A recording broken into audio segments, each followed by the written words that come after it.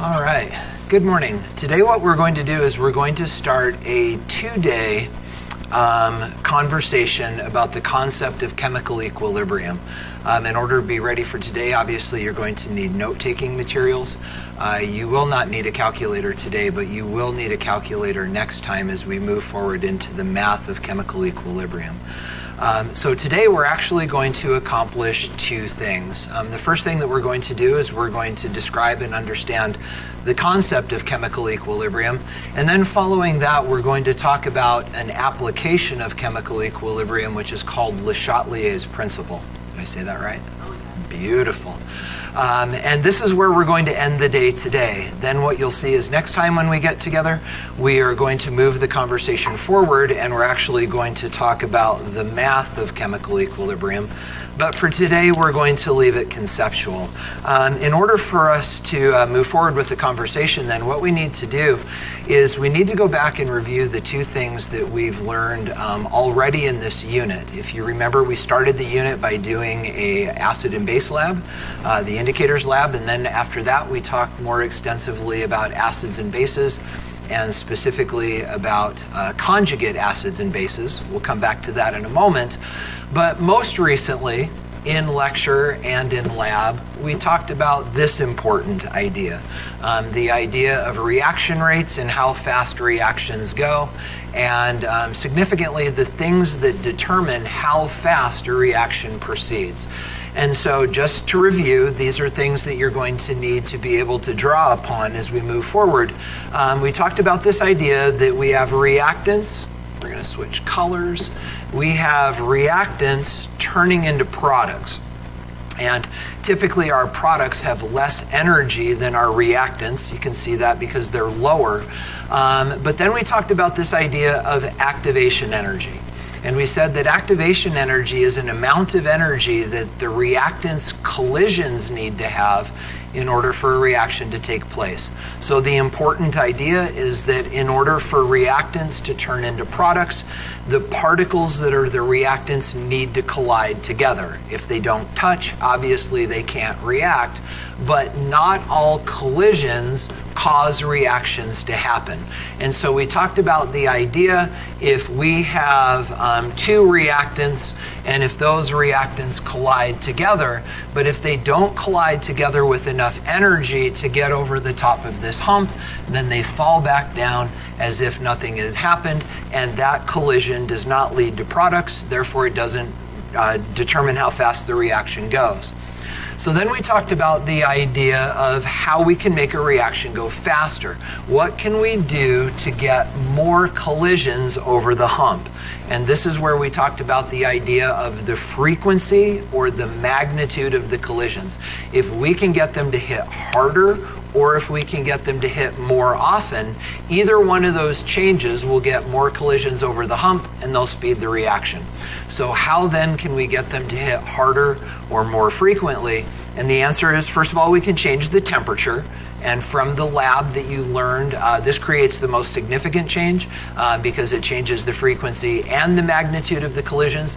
We can also change surface area, like grinding up our Alka-Seltzer tablets, and that changes the frequency of the collisions. We can also change the concentration of the reactants, which changes the frequency of the collisions. And then finally, we talked about the idea that we can drop the activation energy hump by adding a catalyst. In lab, you did not have a catalyst available to you. And also, in the things that we're going to talk about today, catalysts will not come into the conversation. So we simply need to keep in mind that to make reactions go faster, we can change the frequency or magnitude of the collisions, and we do that by changing temperature, surface area, or concentration. So those are the things that we need to know to move forward about reaction rates. The next thing that we need to go back and revisit is the idea of acids and bases and conjugates. This is actually where you will want to start taking notes as we get into these important ideas. So looking at the first homework that we did from the unit, not that you need to look at that, but remembering the first assignment, there were a lot of opportunities on there for you to identify acids, bases, and conjugates. We're going to give you another opportunity to do that. That's going to be the foundation for what we're doing today. So in your notes, if you would please scratch down these two compounds, make them big. Give yourself some room around these to write. Make it as wide as your paper. But we've got a compound H2CO3, and that will be reacting with NH3. Now, in the past, what we would have done is given you the products and then ask you to identify the acid, the base, and the conjugates. This time we're going to play the game a little differently, and I'm going to tell you now that this is the acid and this is the base.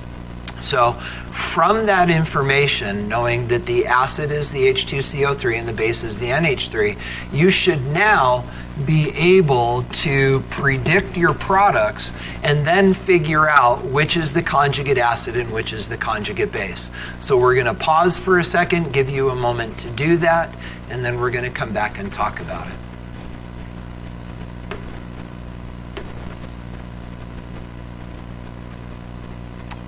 The awkward pause.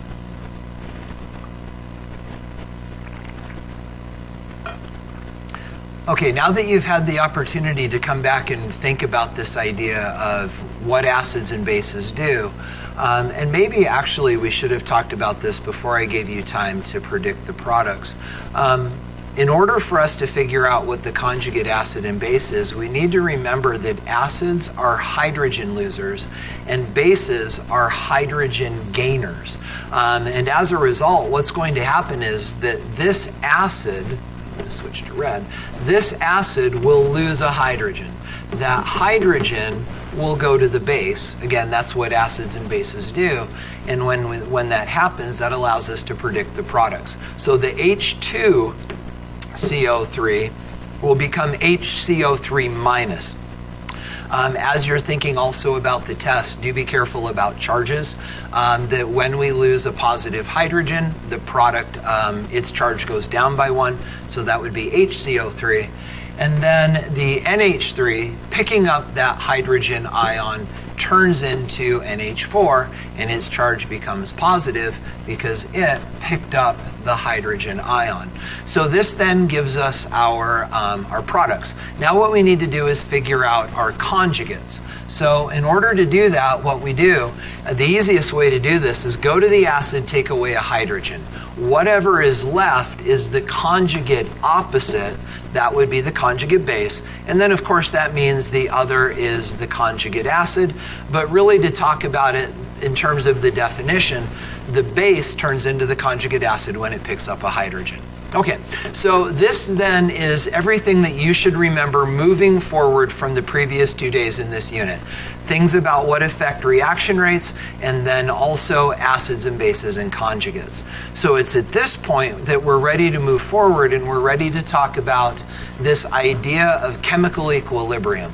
So in order to talk about chemical equilibrium, we need to ask ourselves a question that maybe you've been wondering as a result of doing acids and bases and conjugates. And the question is this: what does it mean to be a conjugate acid?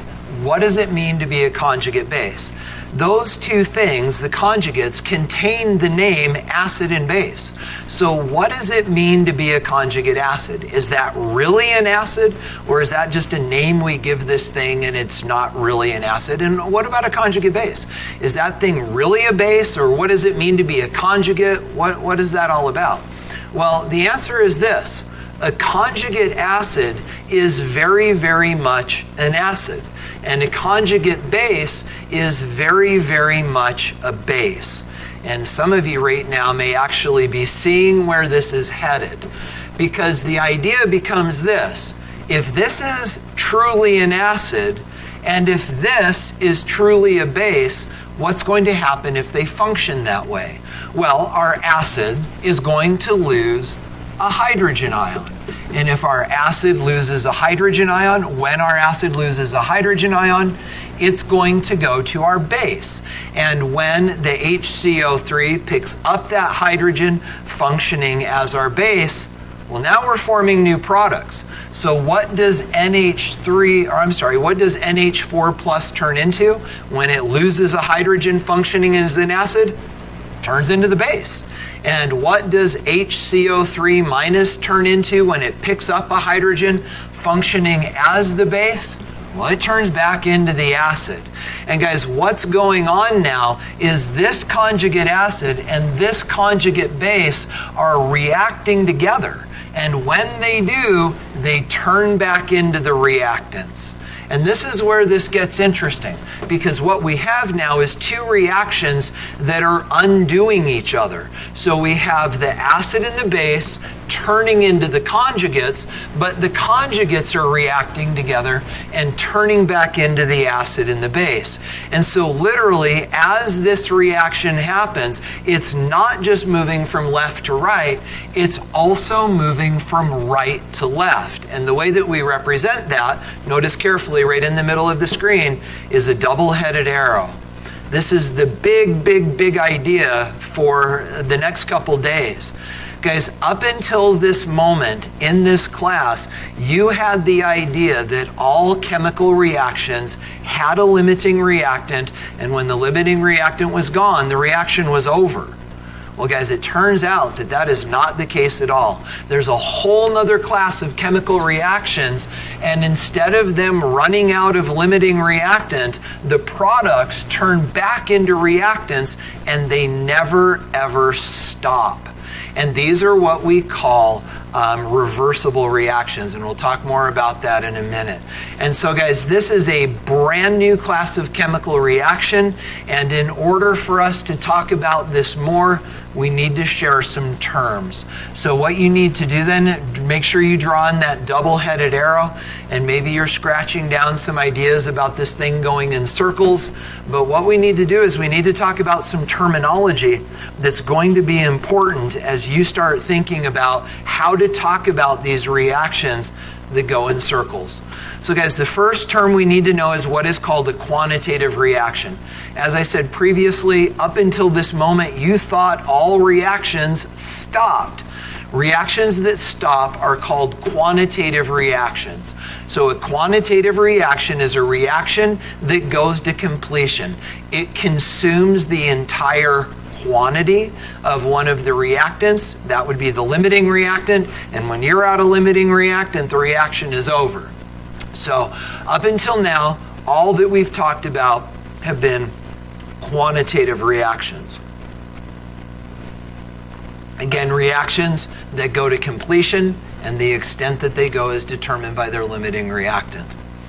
Well, guys, now we need to include in our conversation about chemical reactions things that are called reversible reactions. The example that we looked at previously and just a second ago was an acid-base reaction where the conjugates react together to turn into an acid back into the original acid and base.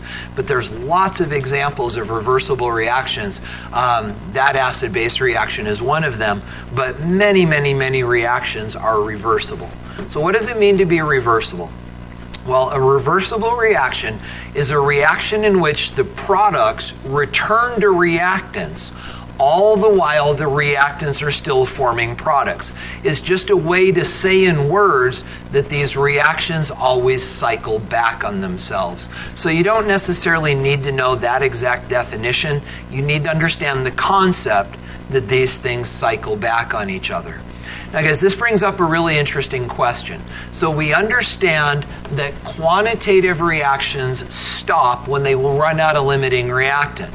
And now we understand that reversible reactions don't stop because they're always making more reactant while they're turning into product.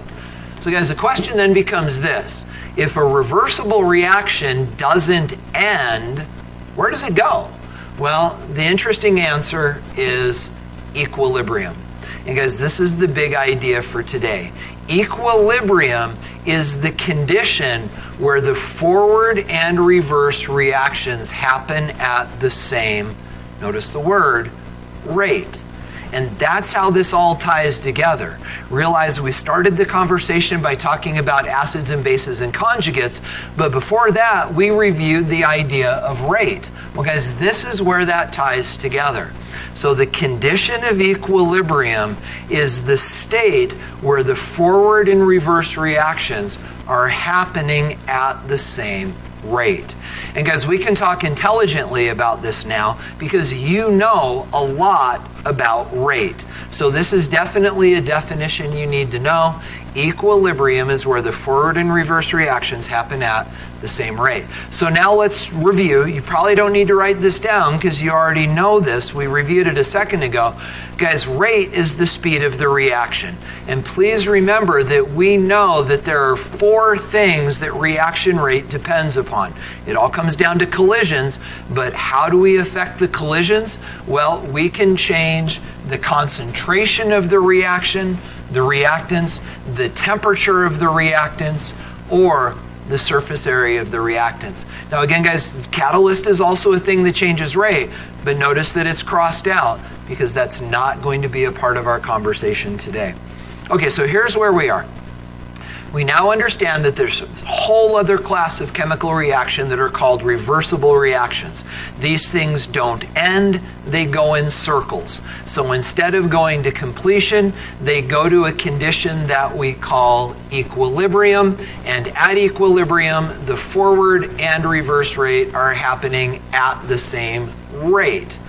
So the forward and reverse reactions are happening at the same rate. Then we understand that rate is dependent upon concentration, temperature, and surface area.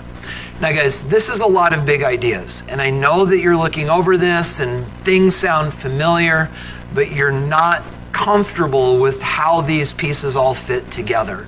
So what we're going to do is we're actually going to jump off of the surface of the board, and we're going to switch in just a moment to live video and show you an amazing demonstration about how chemical equilibrium actually functions. But before we can do that, what I need to do is I need to introduce you to the way this demonstration is put together. So you don't need to write any of this down. Let me just introduce you to the players in this demonstration. So guys, we need to remember that there are 3 things that change, that influence the rate of a reaction. Concentration, how much reactant there is. Temperature, how warm the reaction is. And then surface area, how many different places there are where these things can contact each other. Well guys, what we're going to do in this demonstration is we are actually going to use a system of glass tubes. There will actually be 2, and 2 graduated cylinders. And these graduated cylinders will contain water with blue food coloring in it so that it shows up more effectively. So guys, what you're going to see is that the tubes and the cylinder are and the water in the cylinder, not the cylinder itself, the water in the cylinder are actually representative of the things that influence chemical reaction rates. So concentration is represented by the amount of water in the cylinder. So the fuller this cylinder is, the higher the molarity, the more stuff that is available to react.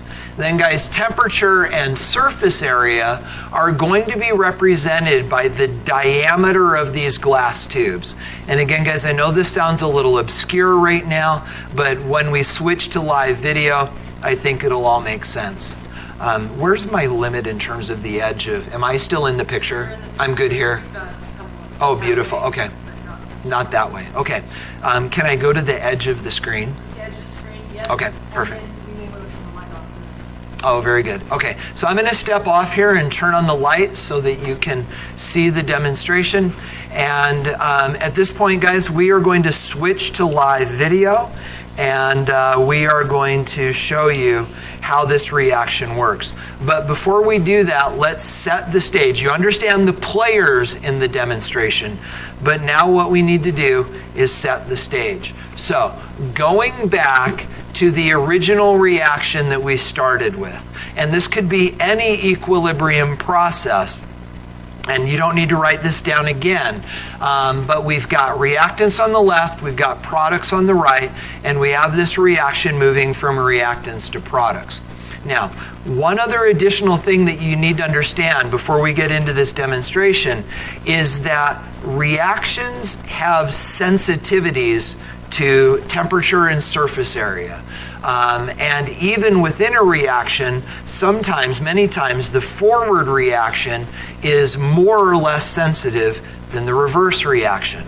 So for the demonstration that we're about to do, and you don't need to write this down, we are going to say that the forward reaction has a larger sensitivity to temperature and surface area. And you're going to see in a moment that will be represented by a larger glass tube. Then the reverse reaction has a smaller sensitivity to temperature and surface area, and this will be represented by a smaller glass tube.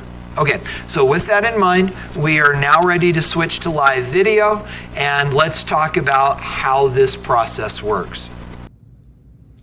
Okay, so taking what you just saw on the screen and transitioning this to this demonstration, let me now introduce you to the players in the demo. So first of all, we said that we're going to have some blue food coloring water. That's right here.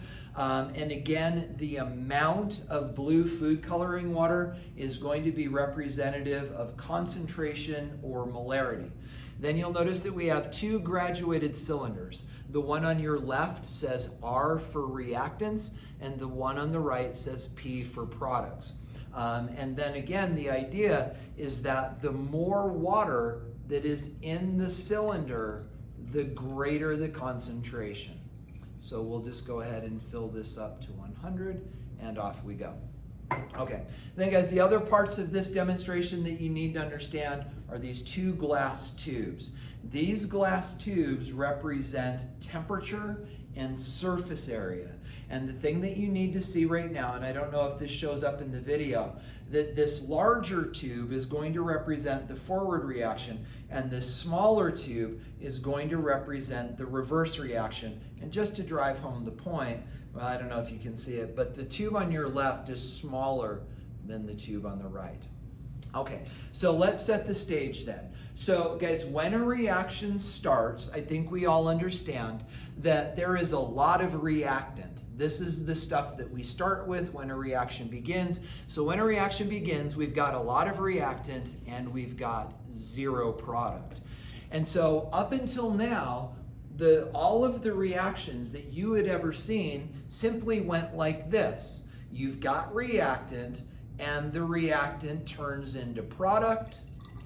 And when you run out of reactant, all of the reactant turns into product, the reaction is over, it's done. That is an example of, again, what we call a quantitative reaction. Reactant turns into product. When the reactant's done, the reaction's over, and that's the end of the game. Well, guys, what we're going to do now is we're going to use those same tubes, cylinders, to represent a reversible reaction. So this time I'm going to be a little bit more careful to get 100 milliliters of blue water.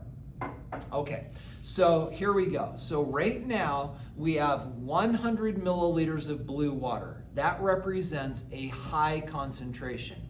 Over here, guys, we don't have any product. There is no product, but that makes sense because the reaction hasn't started, so we haven't made any product. Now, instead of pouring reactant into product like we did for a quantitative reaction, now we need to introduce our tubes, because this is how this fits together. So here's the idea. When a reaction starts, we have a lot of reactant and we have no product. But instead of just pouring the reactant in product, we're going to allow these glass tubes that represent that represent temperature and surface area. We are going to use these tubes to move the reactant to product and then the product back to reactant. So here's how this goes. Initially, when a reaction starts, we have a bunch of reactant that we can then turn into product. So that means that we have a very fast forward rate. All of the water that is inside this glass tube represents rate. And when we start, we're going to move a lot of water forward, and we have a high forward rate. But now guys, notice this. Our reverse rate is 0. There is no product, so there's no product to turn back into reactant, so we have 0 reverse rate. Okay, so here we go. So as the reaction starts, we have a bunch of reactant that turns into product. So we have a really high forward rate. Notice we have no product to turn back into reactant, so we have no reverse rate. But then the reaction continues. And now we still have a lot of reactant to turn into product. Not quite as much because some of it turned into product, but guys, still a lot of reactant to turn into product. But now notice what's different. Now we have a little bit of product that turns back into reactant. And then the reaction continues. And guys, notice what's happening. Reactant is still turning into product, but there's an ever decreasing amount of reactant. Now product is turning back into reactant, but now there's more product to turn back into reactant because we're making more product. And the reaction continues and continues and continues. Now guys, let's pause for a second and let's talk about what's going on as we look at this. Notice what's happening to the amount of reactant. The amount of reactant is going down. Notice what's happening to the product. The amount of product is going up. So guys, the concentration of this is going down, the concentration of product is going up. But look at what's happening to the rate. The forward rate is slowing down. The amount of water that we move forward in each trial is getting smaller. The forward reaction is slowing down because the amount of reactant is going down. But guys, look at the reverse process. The amount of water that we're moving backwards is going up because the amount of product is also going up. So here then becomes the question, what's going to happen if I do this for an hour? Obviously, I'm not going to, but if I did this forever, what eventually would happen? Would one of these tubes become empty? If so, which one? What's going to happen to these water levels? Will they oscillate? Will they stop at 50-50? Will one be higher than the other? Because these are the important questions that we're going to figure out as we move forward into where this leads and what it helps us understand about equilibrium. So let's keep going. Reactant turns into product, product turns into reactant. You'll notice now they're at about 50-50. But guys, as they continue, look at what's happening. The amount of product is now higher than the amount of reactant. So we've gone past 50-50. But as we keep going, notice the amount of water moving forward is still getting smaller. The rate is slowing down. The amount of water moving backwards is getting bigger. The reverse rate is going up. Notice that the products now have a significantly higher concentration than the reactants. Because maybe some of you, even on the video, are starting to see what's happening. If you're not seeing it, let me stop in one more switch and give you some data. So guys, right now, the amount of water in the reactant side is 35 milliliters. And the amount of water in the product side is 65 milliliters. Makes sense, it adds up to 100. Then guys, let's keep going. Let's do this three more times. 1 and 2 and 3. Okay, now let's get another reading. And now guys, our reactant side is at 30, so it did go down a little. And our product side is at 70, so it went up again a little. So 30, 70. Now let's do 3 more trials, 3 more switches. 1 and 2 and 3. Okay, so let's stop there and let's take another reading. And guys, we are at 30, 30, and 70. So let's do 2 more. And 1 and 2. And guys, I'm guessing that you know what this is going to say. Guys, doing this one more time. This is at 30 and this is at 70. And if I continue to do this, regardless of how long I go, these are going to stay at 30, 70. Guys, we have now reached equilibrium. This is what equilibrium looks like. So let's take this back to what these things represent and let's talk about what is going on at equilibrium.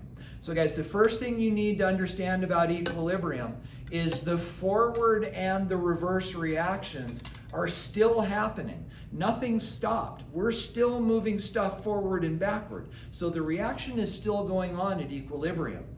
But notice what's not changing. The amount of water in these cylinders is no longer changing. And let's remember what that represents. That represents the amount or molarity of the reactant and product. So guys, at equilibrium, the amount of reactant and product become unchanging. Notice they're not the same. It's not 50-50. So they don't become the same, but they become constant. So at equilibrium, the amount of reactant and the amount of product become unchanging or constant. The question is why? And the answer goes back to our definition of equilibrium. Because guys, remember we said that at equilibrium, the forward rate and the reverse rate become the same. And that's why these don't change. Because the amount of water that I'm moving forward and the amount of water that I'm moving backward is exactly the same. So the forward and reverse rates are equal, so the concentrations become unchanging. Now guys, this leads to another interesting question. Why are the concentrations not the same? Why are these not 50-50? Well, you know it comes back to the tubes. And so guys, because the forward reaction is more sensitive to temperature and surface area, this reaction at equilibrium, this predominates, forming more product. So when we reach equilibrium, the reaction that predominates relative to surface area and temperature will be the reaction, the direction that forms more stuff. So here the forward reaction is more sensitive, so it forms more product. But in either case, at equilibrium, the rates are equal, and then the concentrations become unchanging. So guys, these are important ideas. These are important enough ideas that we need to get these in your notes. So guys, scratch this down. When a system is at equilibrium, what is equal? And guys, the answer is the forward and reverse rates. That is the amount of water moving forward and backward in the tubes. Then, when a system is at equilibrium, what is true of the concentrations? And the answer there is the concentrations become constant. They become unchanging, but notice, guys, that they do not necessarily or really ever become the same. So it's at this point we need to talk about these amounts. So this is going to be important today, but even more important next time. So guys, when we did this demonstration, we said that our product volume, molarity, concentration was 70 and our reactant was 30. That is an important ratio. And guys, we're going to give it a name and we're going to do math with it later. Well, next time. Right now, you just need to know this product divided by reactant ratio, which for us was 70-30, or simplifying to 7/3. That ratio is going to become important to us. So keep it in mind, and we'll talk about it in a minute, but then we're going to talk about it more later next time. Okay, so now that we have a sense of how equilibrium works, guys, what we're going to do for the rest of the day today is we're going to talk about something called Le Chatelier's principle. So we're going to define it, then we're going to demonstrate it using our tubes and cylinders again, and then we're going to talk about the application you need to know, and that's going to wrap up our day today. So guys, moving forward, Le Chatelier's principle. Include this in your notes. So Le Chatelier's principle says this: if you have a reaction at equilibrium, this reaction will offset whatever change you make to it in order to return to its equilibrium ratio. So guys, reversible reactions are stubborn. When they hit equilibrium, they want to stay at equilibrium. And if you mess around with them, they're going to fight you trying to get back to equilibrium. And that's what Le Chatelier's principle says. So again, equilibrium reactions will offset. They'll fight you. They'll offset whatever change you make in order to get back to their equilibrium ratio. And remember, our equilibrium ratio is 7:3. Now guys, in order for you to make sense of this, there's a little sentence that we use to help us make predictions. So guys, in order to allow us to make predictions, what we're going to do is we use this statement that says same side does the opposite, opposite side does the same. So Le Chatelier's principle allows us to predict how these reactions will respond to change. That's the idea here. And then guys, this sentence is definitely worth including in your notes. This will allow you to apply Le Chatelier's principle, saying that the same side does the opposite, opposite side does the same. So now that you have those ideas, especially that last idea scratched in your notes, let's go back to live video and show you how this applies with our tubes and our cylinders. Okay, so now we're back here with our tubes and cylinders, and you'll notice that we were right where we left off. We have our 70:30 ratio. Again, that's relative to concentration. 70 milliliters of product, 30 milliliters of reactant. Well guys, now what we're going to do is we're going to mess around with this equilibrium. We're going to stress this equilibrium. So what I'm going to do is I'm going to come along and I'm going to add some reactant. So guys, this reaction is no longer at equilibrium.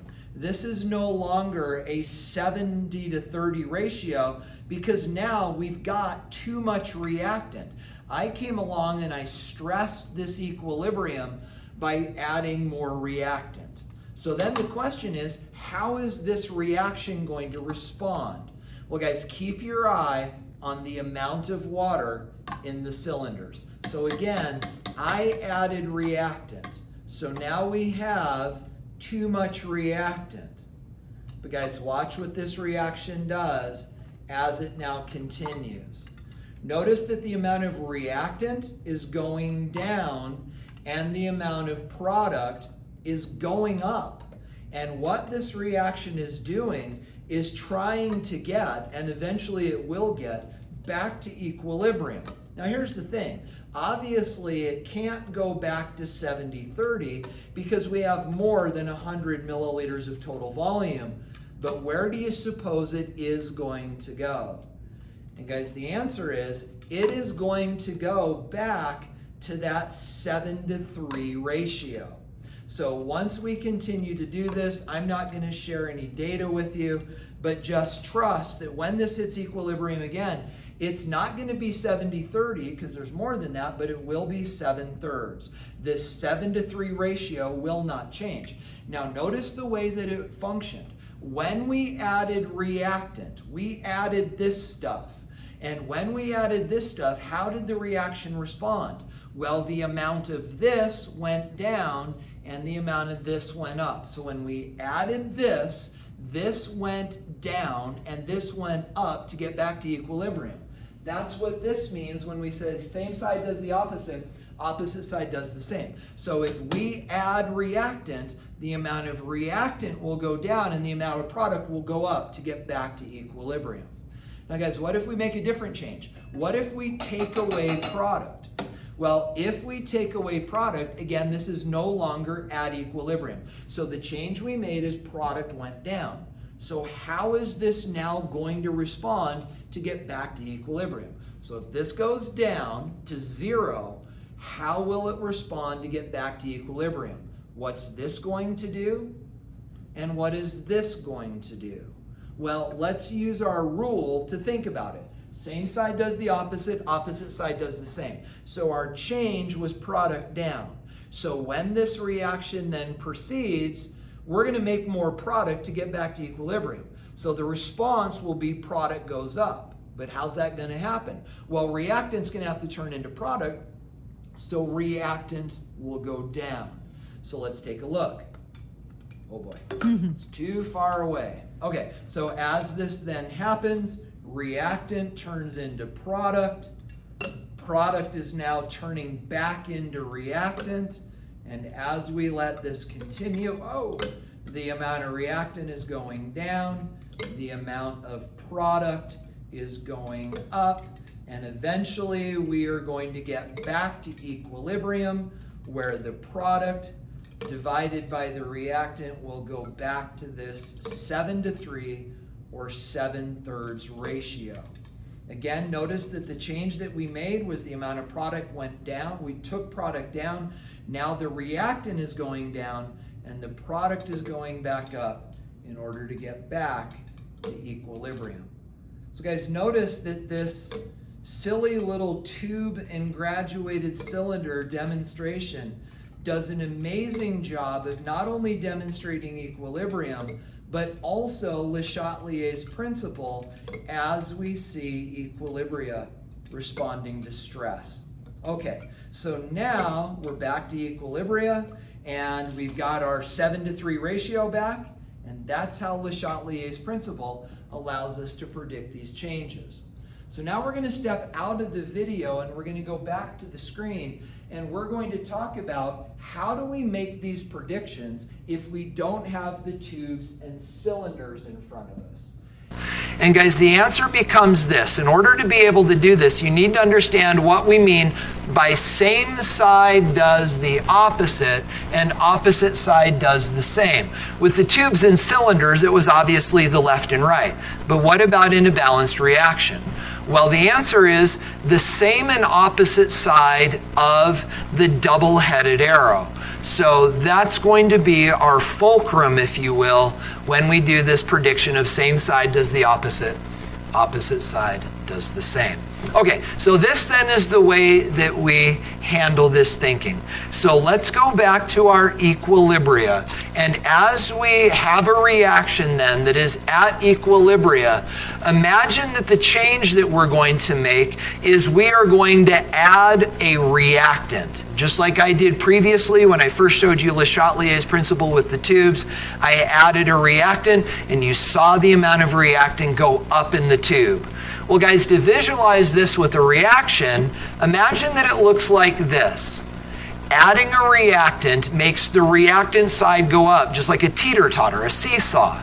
So then the question becomes, what does this reaction need to do to get back to equilibrium, back to level? Well, guys, obviously to get back to level, the things on the left have got to go down and the things on the right have got to go up. And we can predict that saying same side does the opposite, opposite side does the same. So if our change is reactant goes up, well, in response, everything on the reactant side will do the opposite. It will go down. And then everything on the opposite side will make the same change, and those will go up. So then, guys, how do we talk about that? And the way that we talk about it is this.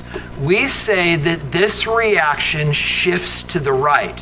What that means is this reaction is going to make more product, and in the same way that you saw the blue water shifting to the left or shifting to the right, this reaction will shift to the right. So how do you know which direction it shifts without the water? You're just looking for the side that goes up. So let's try that idea with one more example. So back to the same reaction, but now imagine that we add heat. We literally put this in a warmer environment. Well, guys, you're going to see this in lab when we do this next week, but it's just like any other reactant or product. If heat goes up, we are out of balance the right side. The product side is too high. And so, in order to get back, the right side needs to go down. Notice that relative to the change that we made, the same side is doing the opposite. Well, what about the opposite side? Well, the opposite side is making the opposite change. Or I'm sorry, the same change. So on the opposite side, the same thing is happening. If heat goes up, these go up. So then the question becomes, what direction is the equilibrium shifting? And it's the left side that is going up in response to the initial change. So this would be a shift to the left. So guys, that's where you need to be right now. You need to understand the concept of equilibrium, and you also need to understand how to use Le Chatelier's principle to predict responses to changes. So before we wrap up the day, why don't you grab your homework packets and turn to the homework assignment from today, and let's look at how we're going to approach this relative to homework.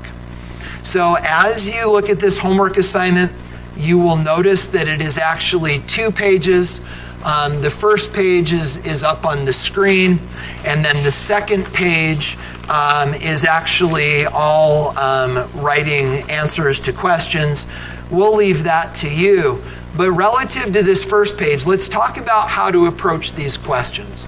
So the first thing that you'll notice is that these are chunked into groups of 3. So questions 1, 2, and 3 refer to this equilibrium process. Then what you'll notice that in each one of the changes, in each one of the questions, there is a change that is indicated.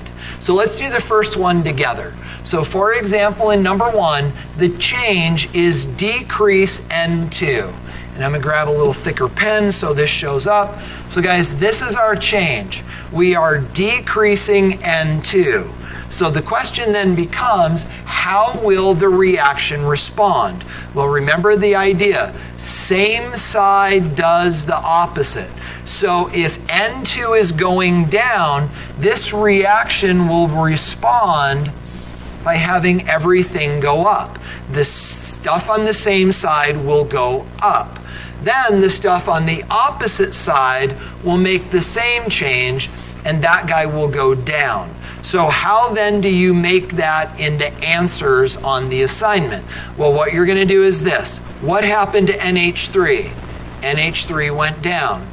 Draw a down arrow. What happened to H2? H2 went up. Draw an up arrow. Then what happened to temperature or heat? Well, heat went up, so draw an up arrow. Then you'll notice off to the very right-hand side, it says, what direction does the reaction shift? And again, the idea is we're looking for the responses that go up. So these are the ones that went up. Those are on the right. So this then represents a shift to the right.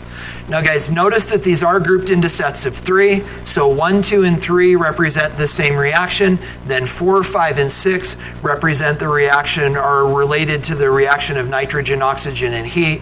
You get the idea. Go from there. Fill these in through number 9. Do the second page, and the answers are posted. Check your work as you go. So guys, thank you for engaging in this time. I hope that you learned a lot about the connections between acids and bases and rate and now equilibrium. And thanks for your time. Whoa.